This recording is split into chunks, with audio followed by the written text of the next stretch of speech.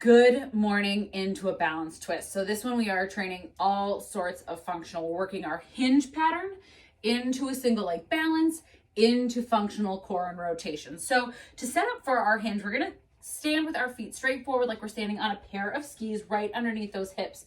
From here, this movement is initiated from the hips. So I'm gonna take a little bend in my knees.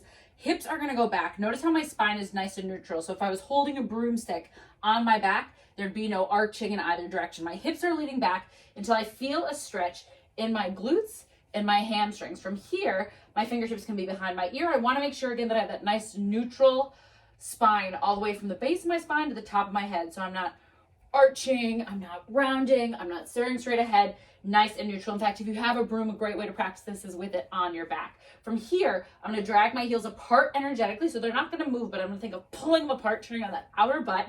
I'm gonna squeeze my hips forward, coming up into that standing position, bringing it to one leg, and as I hit that center, I'm gonna twist knee to elbow like I'm doing a standing bicycle, really thinking of pulling on that tight pair of pants.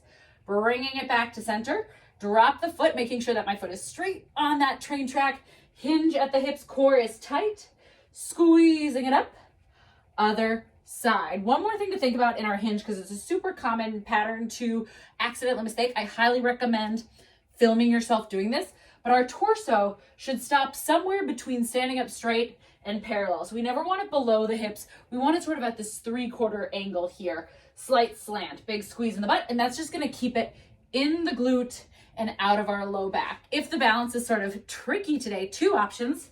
You can either come up to the toe, twisting over the leg, so we start to put the majority of the weight in our supporting leg, getting nice and long, strong through the quad and the glute, or we can practice this hinging at the hips, coming up, support with the wall as we twist. But as always, thinking of staying nice, long, and strong through that supporting leg and core.